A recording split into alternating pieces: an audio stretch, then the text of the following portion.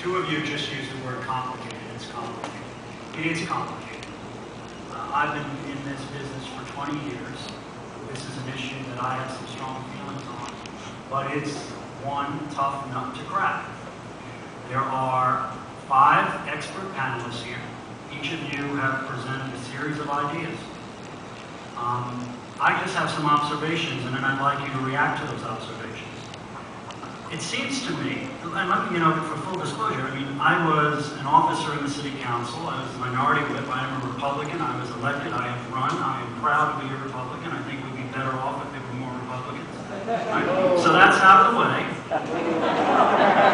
Now let me say that I am as frustrated as most New Yorkers are when it comes to the way we practice politics at the municipal level.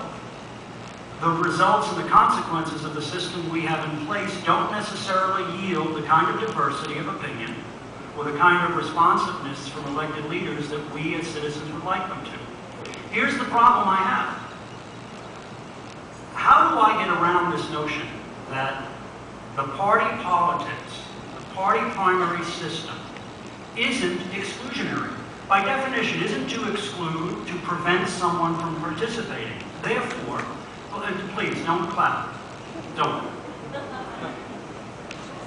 The party primary system excludes 751,442 people from participating. And as I think we all agree, the first round of voting is the decisive role in this city, with the, whether intended or unintended consequence of the majority of office holders being from one party. So by definition, isn't the present system exclusionary? The other thing is, it seems to me that we're practicing in this city, and we have been now for some time, a split personality. We do have special elections that are non-partisan. So we've got one foot in one system and one foot in another. And finally, the observation with respect to those suggestions, a number of them I would contend that we could not take up because we are preempted from doing so because of state law and the state constitution, and you have to get the state legislature involved. That doesn't mean that we shouldn't recommend that they be taken up. I have watched us, over my 20 years, expand access to information to voters, to place in city agencies voter cards, to create a 311 system, a NewYorkCity.gov system, voter outreach efforts.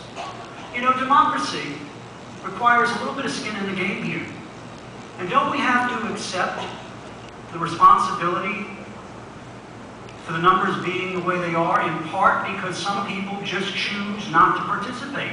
You gotta have some skin in the game. Democracy was never designed to be a spectator sport. And we're starting to make excuses for people.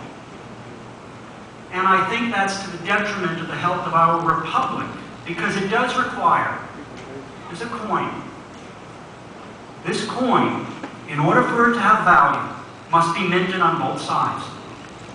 In order for our republic, our representative democracy, to have any value, two things have to be employed. Engagement, which we seem to spend an awful lot of time on, and being an informed citizen. That's the simple formula. I think we're spending an awful lot of time trying to engage 800,000 people, and I think we should try to outreach to them.